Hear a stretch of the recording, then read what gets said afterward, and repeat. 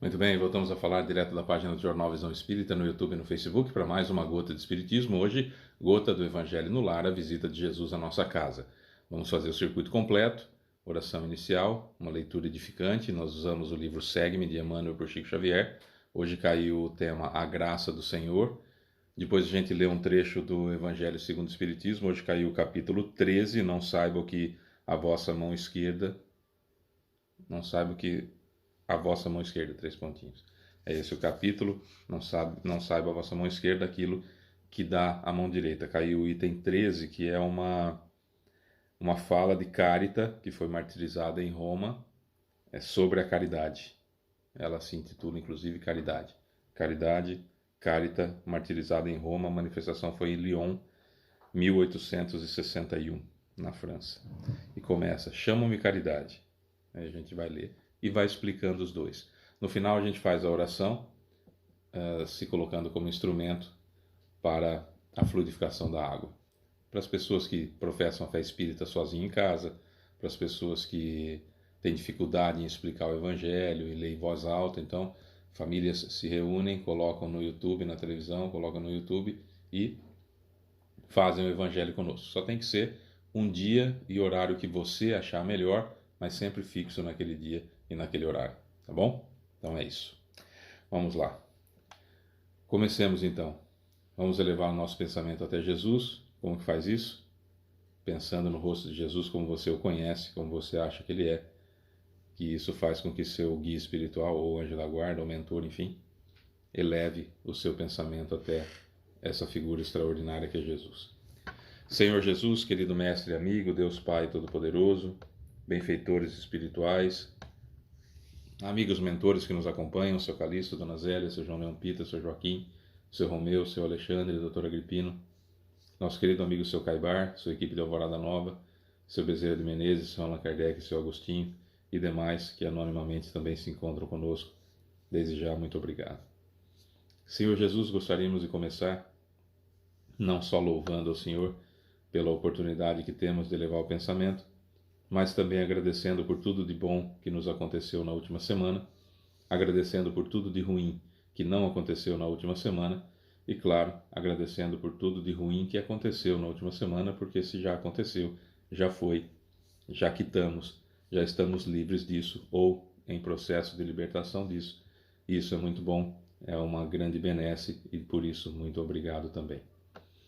Gostaríamos ainda, Senhor Jesus, de agradecer pela sua presença em meio a nós, pois somos mais de dois reunidos em teu nome, agradecer a presença dos mentores e dos benfeitores espirituais.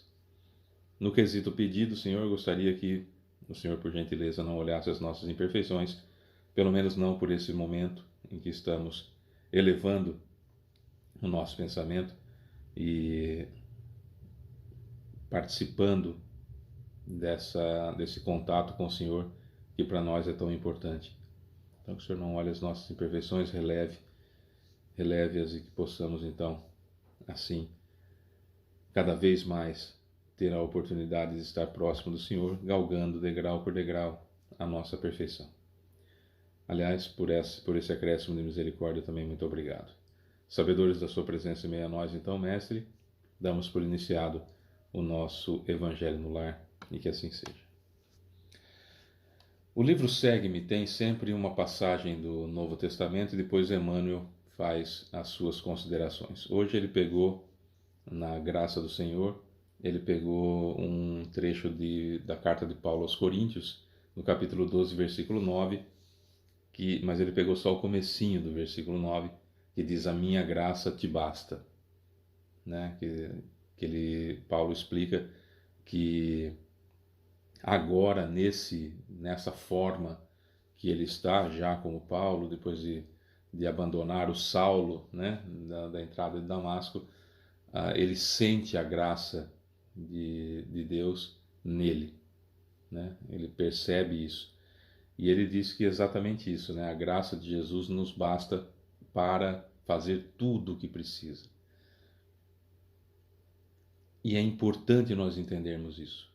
Nós estamos num mundo difícil, nós estamos numa era difícil, nós estamos em transição de um mundo de provas e expiações para a regeneração. Então, o mal está tentando prevalecer de toda forma. Como isso? Os maus estão tentando. Veja bem, Deus é infinitamente misericordioso. Não quer que se perca ninguém. Jesus falou que de 100 ovelhas, se uma se perde, ele pega o exemplo de um pastor, o pastor disse que se uma se perde, ele deixa as 99 em segurança e vai achar, procurar a centésima ovelha que se perdeu. E que se ele acha, ele vai ficar todo exultante, todo feliz e tudo mais, e volta e traz ela nos ombros e tudo mais. E Jesus fala: olha, também meu Pai que está no céu é dessa forma. Ele não quer a morte de nenhum pecador, não quer, como dizia a Igreja Católica, ele não quer castigar e jogar para o inferno um filho que ele criou. Precisa fazer esse filho evoluir? Precisa usar do expediente da dor? Precisa. Quando a gente perde as oportunidades de espiar pelo amor, não tem outra alternativa senão espiar pela dor. Mas não é esse o objetivo. Por isso sempre a misericórdia divina, por isso sempre o acréscimo de misericórdia, por isso sempre a possibilidade de fazer de novo, de fazer diferente, de fazer melhor. Não dá para voltar e fazer e começar de novo, mas dá para começar agora e fazer um final diferente, melhor. Dá para a gente ser melhor a partir de hoje, a partir de agora. E isso é importante, nós entendermos que apesar desse mundo tão difícil que nós estamos vivendo, de uma era de transição em que esses espíritos estão tendo a última oportunidade para ver se ficam aqui na Terra, por isso a predominância do mal, por isso a dificuldade, por isso a falha, né, desses espíritos que, ao fracassarem em suas provas, estão cometendo erros terríveis, graves, onde o materialismo está cada vez mais arraigado. A gente imagina que sem o materialismo a gente não faz absolutamente nada, precisa ter, quando o que Jesus pede para a gente é apenas ser melhor a cada dia. Sabe, essa dissonância, essa separação, essa coisa de estar longe daquilo que o Cristo nos explicou, é que é complicado. E é para isso que o Espiritismo está aqui, para nos reaproximar. O Espiritismo faz isso. Moisés veio e teve que criar leis, porque as pessoas sequer tomavam banho, sequer faziam coisas básicas que hoje são absolutamente normais para nós, que a gente até fala: nossa, mas Moisés falava isso na lei? Não, é porque o povo não fazia. E instituiu o Deus único, beleza, ótimo, extraordinário. Veio Jesus, deu o exemplo, mas tudo foi se perdendo, principalmente depois de Constantino, quando da criação da Igreja Católica, tudo foi se perdendo, se modificando, se alterando. O Espiritismo então vem reacender essa chama do cristianismo. Então a gente precisa se conformar no sentido de forma mesmo, de se conformar, não de aceitar, não, se conformar, de nos moldarmos, melhor essa palavra. Precisamos nos moldar ao Espiritismo e não ao contrário. Muitos de nós pegamos o que fala o Espiritismo e aquilo que a gente gosta, a gente guarda e adapta o Espiritismo na nossa vida. Não é assim. Eu tenho que adaptar a minha vida ao Espiritismo. A graça do Senhor é mais ou menos isso. E a gente vai ver aqui no que Emmanuel diz, que é assim: com a graça do Senhor, a cruz salva, o sacrifício enaltece, a injúria santifica, a perseguição beneficia, a tempestade fortalece, a dor redime. Com a graça do Senhor, o trabalho aperfeiçoa, a luta aprimora, o anátema, a agressão, a calúnia, enfim, estimula, o dever nobilita, torna-se nobre, o serviço dignifica, a calúnia engrandece, a solidão reconforta, o obstáculo ensina. Com a graça do Senhor, o adversário ajuda, a dificuldade valoriza, o desgosto restaura, a pedrada edifica, o espinho corrige, a humildade eleva, a cicatriz colabora, a ironia constrói, a incompreensão instrui, o pranto limpa, o suor melhora, o desencanto esclarece, a pobreza entesoura, a enfermidade auxilia, a morte liberta. Isso com a graça do Senhor. São coisas até estranhas, né, da gente falar. Sacrifício, injúria, perseguição, tempestade, dor, trabalho, luta, anátema, dever, serviço, calúnia, solidão, obstáculo, adversário, dificuldade, desgosto, pedrada, espinho, humildade, cicatriz, ironia, incompreensão, pranto, suor, desencanto, pobreza, enfermidade, morte. São todas coisas ruins. Mas, como eu dizia, cria em nós condições de libertarmos-nos desses equívocos que nós cometemos, porque cada uma dessas situações fui eu que criei. Deus não está me punindo porque não existe punição. Eu apenas estou sentindo na pele aquilo que eu causei aos demais. E só estou sentindo na pele porque perdi a oportunidade de expiar pelo amor. Então, se isso não é amor de Deus, não tenho mais o que falar, né?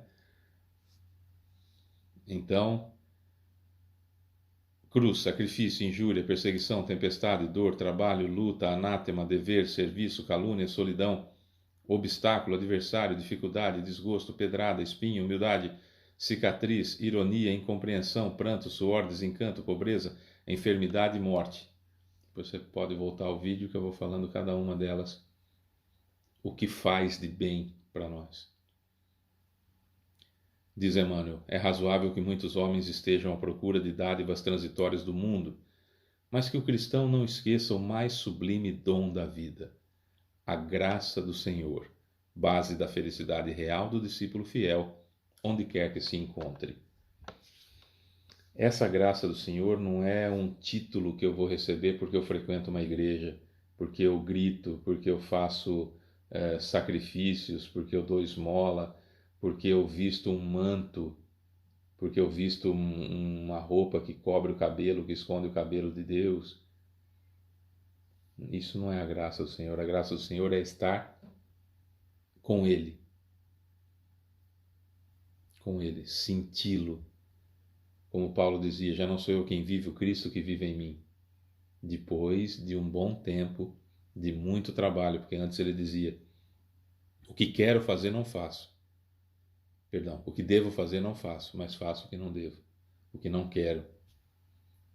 Que é ainda a predominância em nós da natureza ruim que nós temos. São muitas encarnações cometendo equívocos e esses equívocos se repetem. Então, quando a gente fala assim, olha, nós temos aproximadamente 65 mil encarnações, um cálculo feito que dá essa impressão de que realmente nós temos essa quantidade de encarnações. A gente não ficou cometendo só erros novos. A gente repetiu praticamente os mesmos erros o tempo todo, de formas diferentes. Hoje pode ser que você, eu, não consigamos furtar nada de ninguém. Hoje pode ser que isso realmente aconteça. A gente não consegue, o que não é nosso, a gente não pega de jeito nenhum. Mas a gente continua furtando a felicidade do outro, continua furtando a moral do outro quando fala mal. A gente furta a esperança do outro quando a gente desanima ele.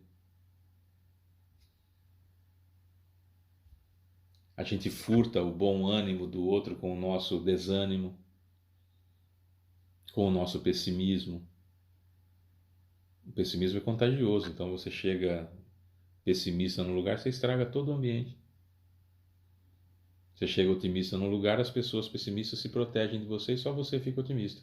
Os outros ficam olhando você com cara de retardado, inclusive. Não é? Mas o pessimismo é contagioso. Se você chega pessimista, as pessoas ficam pessimistas também. E você rouba, furta a felicidade da outra pessoa. Quantos de nós somos déspotas domésticos, que fora de casa somos maravilhosos, em casa somos terríveis, jogamos o peso das nossas frustrações naqueles que dependem da gente, mulher e filhos, via de regra. Aí eu disse que não existe déspota mulher? Não, eu falei via de regra, porque a maioria das vezes são os homens. Não é? Viver na graça do Senhor é suportar todas essas dificuldades bem, porque sim. Porque sim. Já aconteceu com você de acordar de manhã, abrir os olhos e falar assim: nossa, que bom, eu vou ver minha esposa. Já pensou nisso? Sabe essa satisfação? Se você pensou assim: ah, quem me dera, eu acordo e falo assim: nossa, tem que ver esse traste, ah, tenho que ver essa bruxa. O que você está fazendo com a sua vida? Resolva essa situação. Ame. E se não for capaz de amar, se separe para que ambos sejam felizes, mas busque o amor primeiro, evidentemente. Sabe?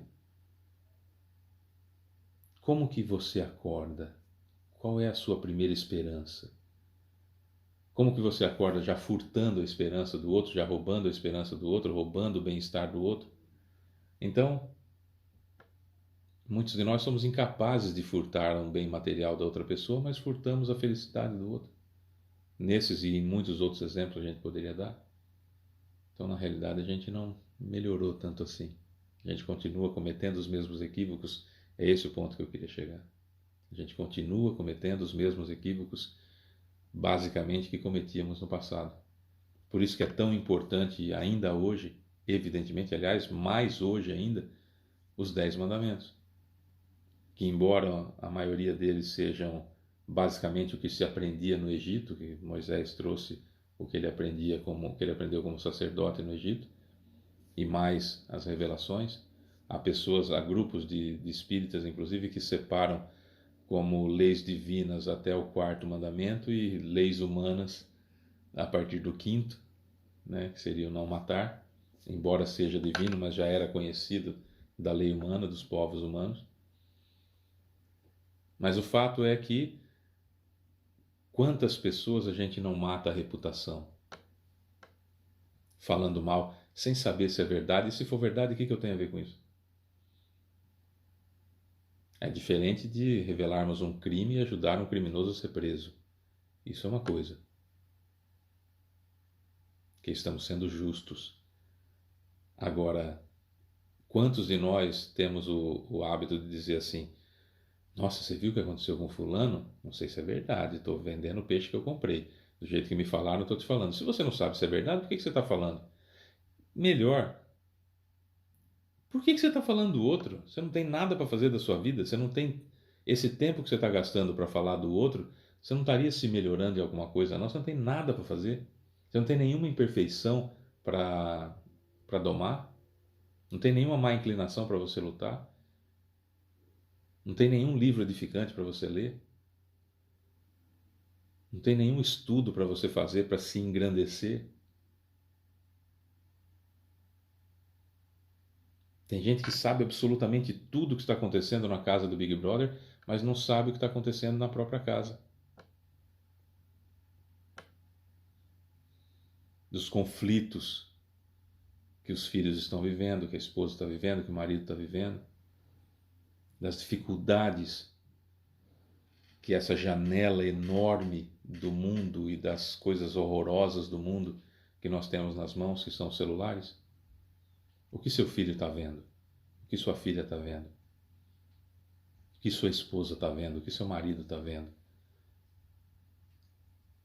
Estamos vivendo na graça do Senhor ou estamos vivendo longe da graça do Senhor, buscando momentaneamente as dádivas transitórias do mundo, como diz Emmanuel?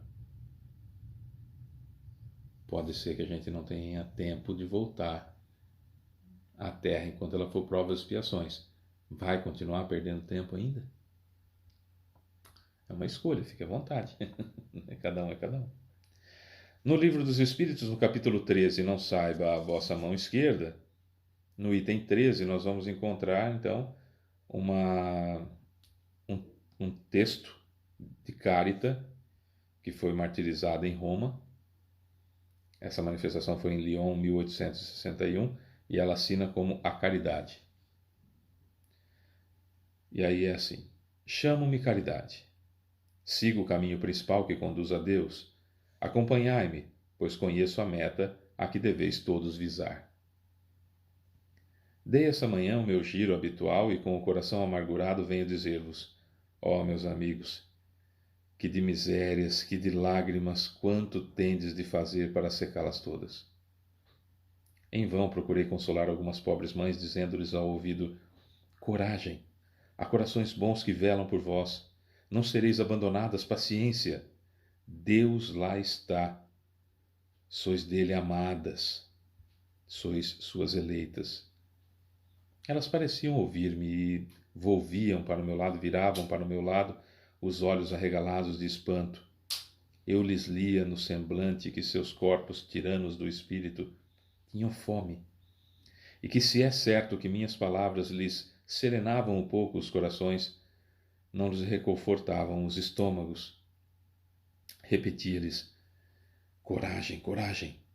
Então uma pobre mãe, ainda muito moça, que amamentava uma criancinha, tomou-a nos braços e a estendeu no espaço vazio, como a pedir-me que protegesse aquele entezinho que se encontrava num seio estéril, insuficiente de alimentação. Alhures, vi meus amigos pobres velhos sem trabalho e, em consequência, sem abrigo, presas de todos os sofrimentos da penúria, e envergonhados de sua miséria, sem ousarem eles, que nunca mendigaram, implorar a piedade dos transeuntes. Com o coração túmido de compaixão, eu, que nada tenho, me fiz mendiga para eles e vou por toda a parte estimular a beneficência, inspirar bons pensamentos aos corações generosos e compassivos. Por isso é que aqui venho, meus amigos, e vos digo, há por aí desgraçados em cujas choupanas falta o pão, os fogões se acham sem chama, sem lume, e os leitos sem cobertas. Não vos digo o que deveis fazer, deixo aos vossos bons corações a iniciativa. Se eu vos ditasse o preceder, nenhum mérito vos traria a vossa boa ação. Digo-vos apenas, sou a caridade, e vos estendo as mãos pelos vossos irmãos que sofrem. Mas, se peço, também dou e dou muito. Convido-vos para um grande banquete e forneço a árvore onde todos vos saciareis.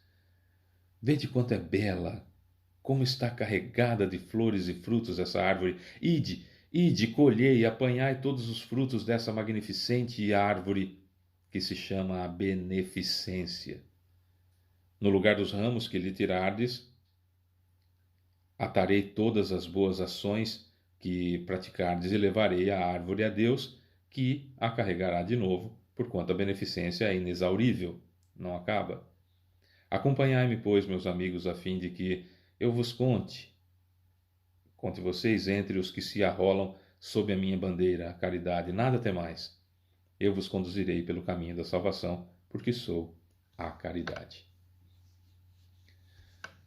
Carita usa a metáfora extremamente interessante dos benefícios que a caridade nos dá e da necessidade de praticá-la. A caridade faz um convite para nós a todo instante, a todo momento, para que nós possamos auxiliar aqueles que precisam. Fábio, eu não conheço nenhum necessitado. Ajude a casa espírita que você participa, que lá os necessitados aparecem. Não vai ficar tirando foto e mostrando, porque eu não vi nada que exponha, mostre para os outros que você está ajudando aquele que precisa.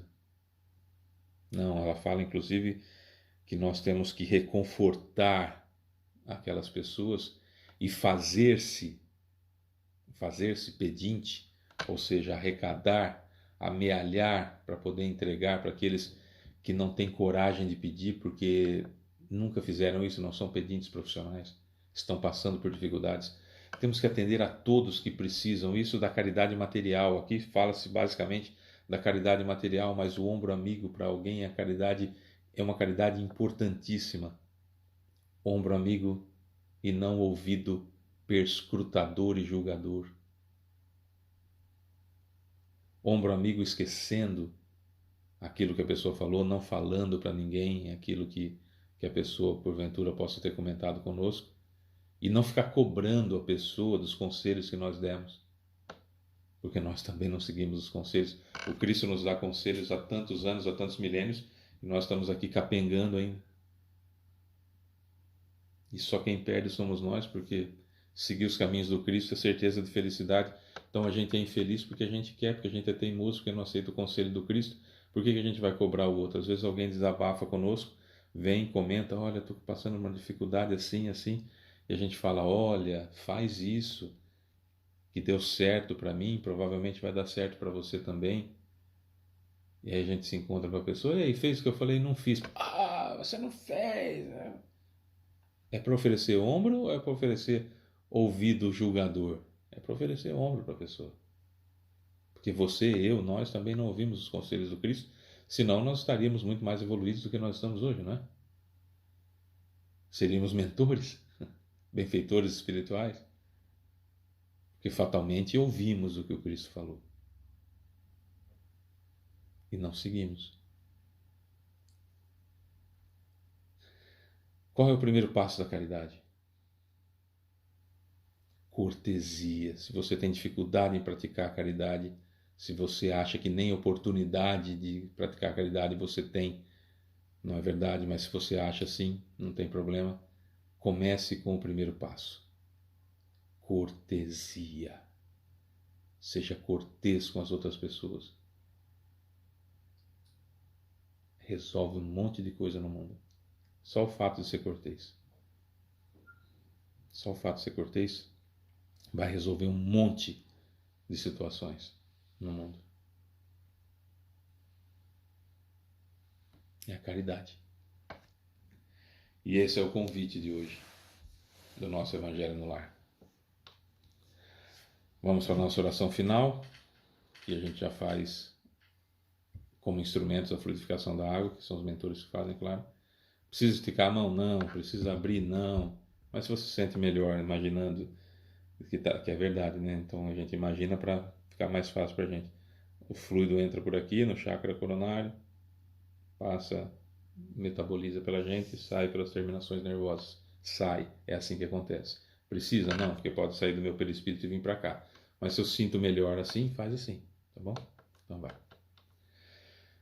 Senhor Jesus, querido mestre e amigo, Deus Pai Todo-Poderoso, benfeitores espirituais, mentores que nos acompanham, seu Calixto, Dona Zélia, seu João Leão Pita, seu Joaquim, seu Romeu, seu Alexandre, doutor Agripino, nosso querido amigo seu Caibar Schutel, sua equipe de Alvorada Nova, seu Bezerra de Menezes, seu Allan Kardec, seu Agostinho. Evocamos esse nosso irmão, Senhor Jesus, e invocamos o Senhor para elevar ainda mais o nosso pensamento, agradecendo ao Senhor a oportunidade e a visita à nossa casa, agradecendo o seu acréscimo de misericórdia, agradecendo o carinho que o Senhor tem conosco, a persistência que o Senhor tem conosco, o acréscimo de misericórdia que o Senhor dá toda vez, nesse convite, nesse chamado para que participemos da sua graça. Que consigamos, Senhor. Não desista da gente. Esse é o nosso pedido final. Não desista da gente. Tá bom? Muito obrigado. Falando em não desistir da gente, se o senhor puder agora ajudar na fluidificação da água aqui, a gente também já fica feliz, né? Utilizando-nos como instrumentos. Não olha que o instrumento é ruim, não. Faz vista grossa. Obrigado, Senhor Jesus, por isso também. Gostaríamos que essa água fosse fluidificada em favor, e agora cada um de nós pensa em quem nós gostaríamos que essa água fosse cura salutar para o corpo e para a alma, tá bom?